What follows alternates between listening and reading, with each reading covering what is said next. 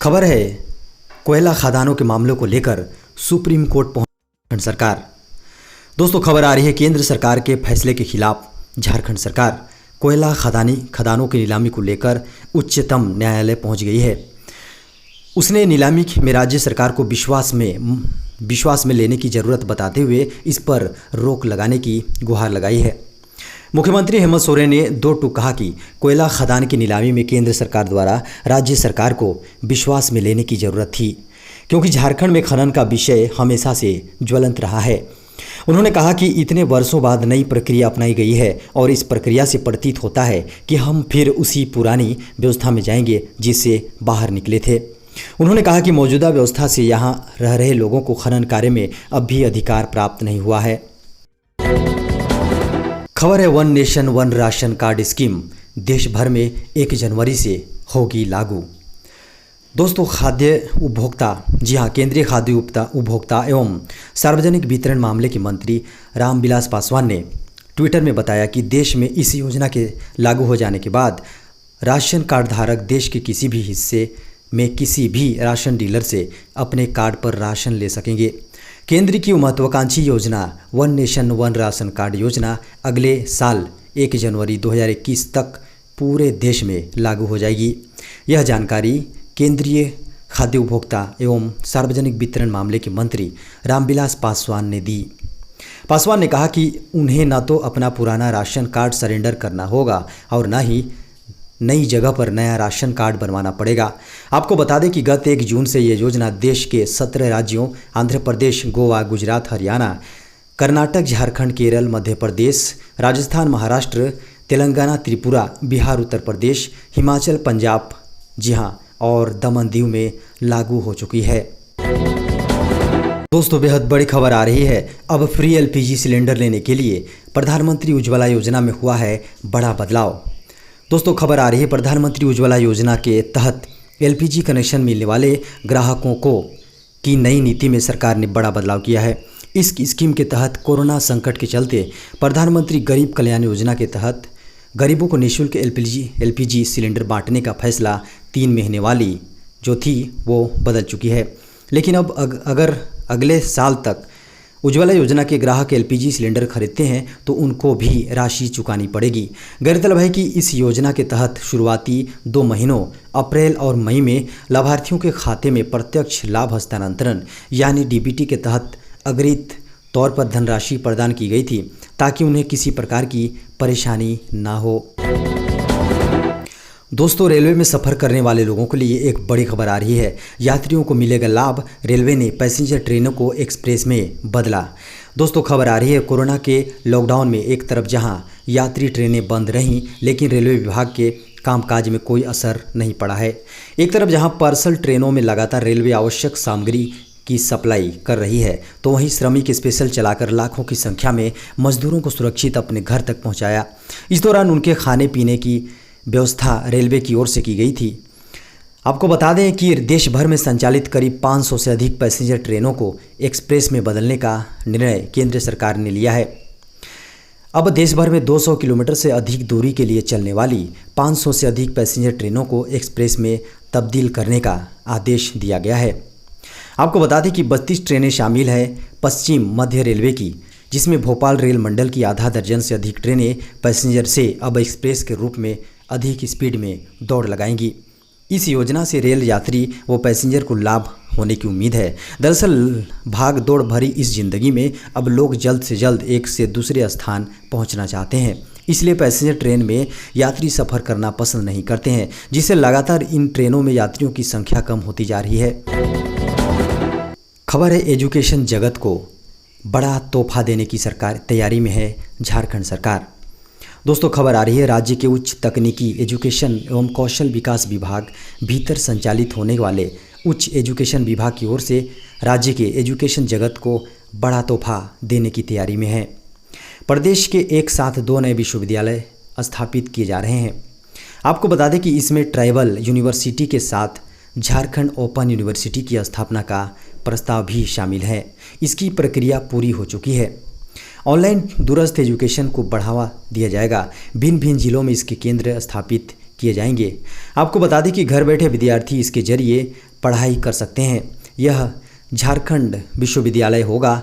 जी हाँ, यह प्रदेश विश्वविद्यालय होगा। वहीं ट्राइबल यूनिवर्सिटी के लिए केवल जगह का चयन होना बाकी है।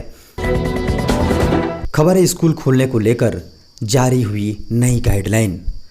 दोस्तों, लॉकडाउन के बाद स्कूल खोलने पर बच्चों पर कोर्स का बोझ न पड़े, इसके लिए विषयवार चैप्टर को कम किया जाएगा। इसको लेकर कई दिशा निर्देश जारी किए जाएंगे, जिसमें नई योजना के अनुसार हर विषय से 3 से 4 चैप्टर को कम किया जाएगा। पहली से 12वीं तक के कोर्स से 25 से 30% कोर्स कम किया जा सकता है। इसका मतलब ये हुआ कि 20 चैप्टर से 16 ही पढ़ाए जाएंगे। जुलाई में स्कूल खुलने पर कम से कम समय में कोर्स पूरा करना मुश्किल हो सकता है। कोर्स पूरा करने के लिए समय कम मिलेगा। इसके लिए सेकेंड और थर्ड टर्म के कोर्स में कई चैप्टर हटाए जाएंगे। जो चैप्टर रखे जाएंगे उसी के आधार पर परीक्षा होगी। आपको बता दें कि सेकेंड, थर्ड और टर्म की पढ़ाई बदले हुए चैप्टर के अनुसार होगी। खबर है भारी बारिश की चेतावनी के साथ मौसम विभाग ने जारी किया ऑरेंज अलर्ट।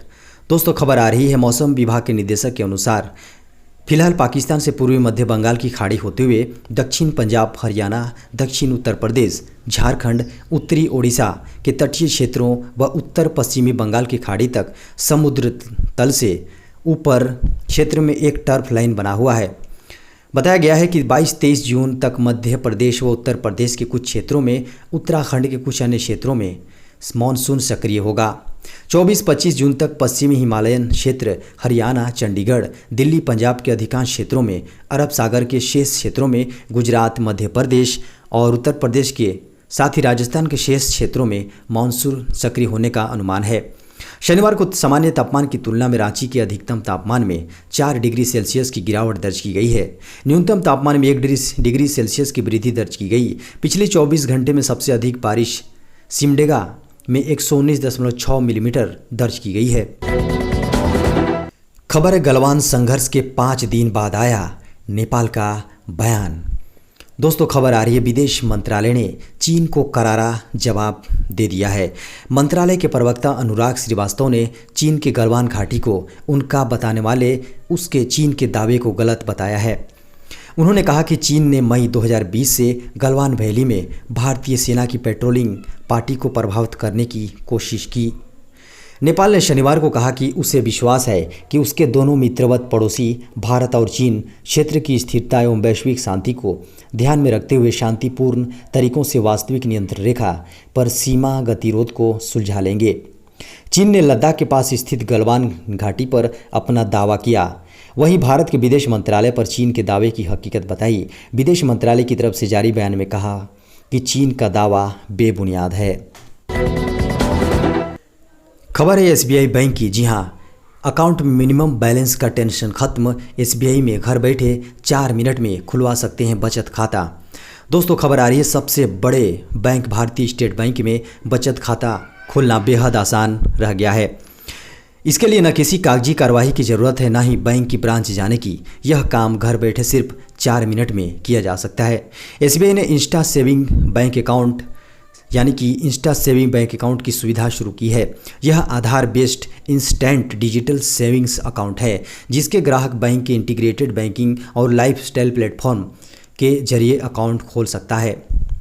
आपको बता दें कि अकाउंट धारकों को 24 घंटे 7 दिन बैंकिंग एक्सेस मिलता है। SBI insta saving bank account के सभी नए खाता धारकों को बुनियादी व्यक्तिगत रुपए एटीएम कम डेबिट कार्ड मिलेगा। एसबीआई ने अपने ट्विटर हैंडल पर जानकारी देते हुए यह बात कही। अपने इंस्टा बचत खाते को अपने घर में आराम से केवल 4 मिनट में खोल सकते हैं।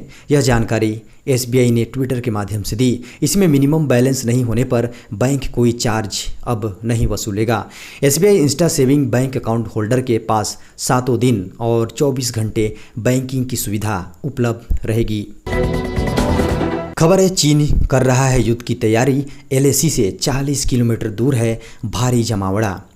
दोस्तों, बेहद बड़ी खबर आ रही है।